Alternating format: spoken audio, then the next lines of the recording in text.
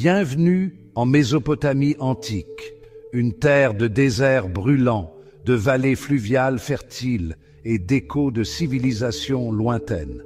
C'est ici, dans ce berceau de l'humanité, que nous trouvons l'un des moments les plus importants de l'histoire humaine, la naissance du droit écrit. Avant cette époque, imaginez un monde sans règles, un monde où la force primait sur le droit et où le chaos régnait souvent. Mais de cette période tumultueuse a émergé un leader visionnaire, un roi déterminé à mettre de l'ordre dans son royaume, Hammurabi. Son héritage, gravé dans la pierre, allait changer à jamais le cours de la civilisation humaine. Rejoignez-moi maintenant, alors que nous remontons le temps à travers les millénaires, pour découvrir l'histoire d'Hammurabi et de son remarquable code de loi. Nous sommes en l'an 1792 avant notre ère. Hammurabi, sixième roi de Babylone, monte sur le trône.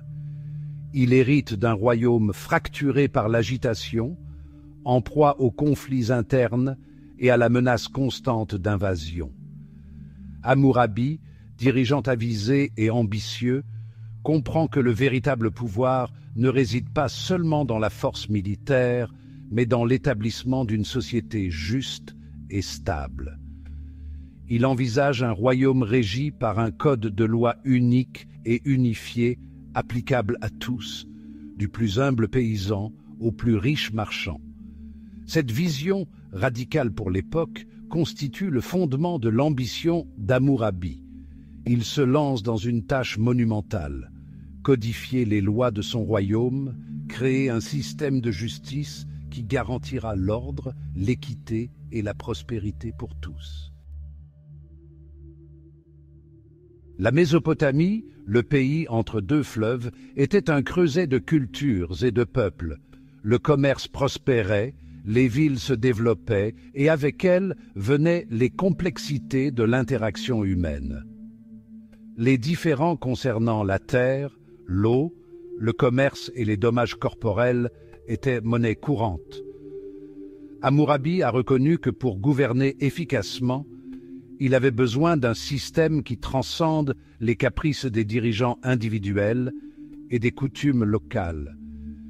Il a cherché à établir une norme universelle, un ensemble de lois qui seraient gravées dans la pierre, littéralement, pour que tous puissent les voir et les respecter. Ce fut une entreprise monumentale. Hammurabi et ses scribes ont dû rassembler, analyser et synthétiser des siècles de précédents juridiques, de lois coutumières et de traditions orales. Après des années de travail méticuleux, la vision d'Hammurabi s'est concrétisée. Son code, un recueil de 282 lois, a été gravé sur une stèle imposante, un pilier de diorite noir de plus de 2 mètres de haut. Au sommet, une image puissante, Hammurabi lui-même, recevant la loi de Shamash, le dieu babylonien de la justice. Les lois elles-mêmes, écrites en écriture cunéiforme, couvraient un large éventail de sujets, des questions familiales et des droits de propriété aux réglementations commerciales et à la justice pénale. Elles portaient sur des questions de vol, de voies de fait, de mariage, de divorce, d'héritage et même de négligence professionnelle. Le code d'Hammurabi n'était pas un simple document théorique. Il était destiné à être appliqué. Des copies de la stèle ont été érigées dans des endroits bien en vue dans tout le royaume, garantissant ainsi que les lois soient accessibles à tous, même à ceux qui ne savaient pas lire. Des juges ont été nommés, formés et chargés d'interpréter et d'appliquer la loi de manière équitable. Des témoins étaient appelés, des preuves étaient examinées et des jugements étaient rendus sur la base des principes énoncés dans le Code. Le Code d'Hammurabi a apporté un semblant d'ordre dans un monde chaotique. Il a fourni un cadre pour la résolution des différends, la protection des biens et la garantie d'une certaine stabilité sociale. L'un des aspects les plus connus du Code d'Hammurabi est son concept de loi du talion, souvent appelé « œil pour œil, dent pour dent ». Ce principe de justice rétributrice, bien que apparemment dur au regard des normes actuelles, était révolutionnaire à son époque. Avant le Code d'Hammurabi, la vengeance était souvent arbitraire et brutale.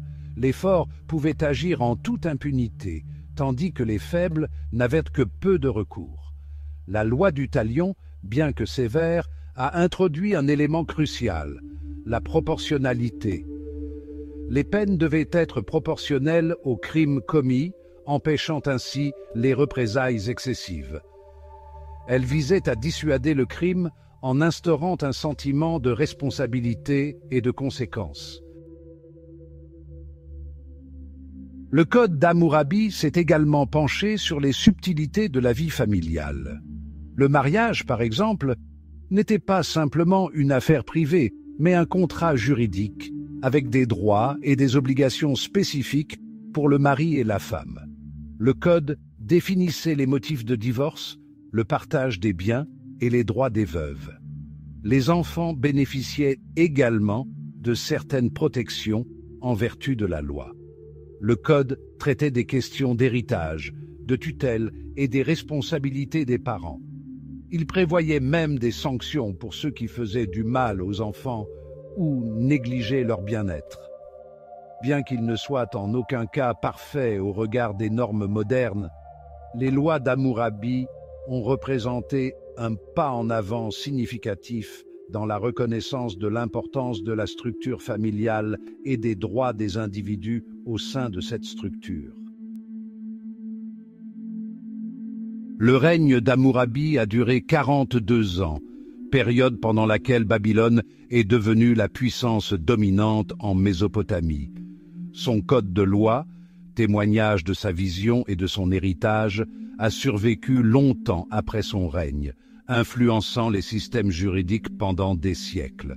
La stèle elle-même a été perdue dans les sables du temps, pour n'être redécouverte qu'en 1901 par des archéologues français qui effectuaient des fouilles dans l'ancienne ville de Suse, dans l'Iran actuel. Sa redécouverte a provoqué une onde de choc dans le monde universitaire, offrant un aperçu sans précédent des structures juridiques et sociales de l'une des plus anciennes civilisations du monde. Aujourd'hui, la stèle du Code d'Hammurabi témoigne de la quête humaine permanente de justice, d'ordre et d'équité. Si les lois spécifiques du Code d'Hammurabi peuvent sembler archaïques aujourd'hui, leur influence se fait sentir dans les systèmes juridiques du monde entier. Le concept de droit codifié, la présomption d'innocence, le droit à un procès équitable, l'importance des preuves et des témoins, ces principes fondamentaux, d'abord inscrits dans le Code d'Hammurabi, continuent de façonner notre conception de la justice. Le Code d'Hammurabi nous rappelle que la recherche d'une société juste et équitable n'est pas une invention moderne. C'est une quête humaine intemporelle qui a été poursuivie par d'innombrables individus et sociétés à travers l'histoire. C'est un voyage qui se poursuit encore aujourd'hui, alors que nous nous efforçons de construire un monde où la justice n'est pas simplement une inscription sur une pierre, mais une réalité vivante pour tous. Alors que nous nous tenons ici, au milieu des ruines de l'ancienne Babylone, nous nous rappelons le pouvoir durable des idées. Le Code d'Hammurabi, bien que créé il y a des millénaires, fait écho à un désir humain fondamental, le désir d'ordre, d'équité, d'un monde régi par des lois et non par les caprices des hommes. La flamme de la justice, allumée pour la première fois dans le cœur d'un roi babylonien, continue de brûler avec éclat aujourd'hui, nous guidant vers un avenir où tous seront égaux devant la loi. Merci.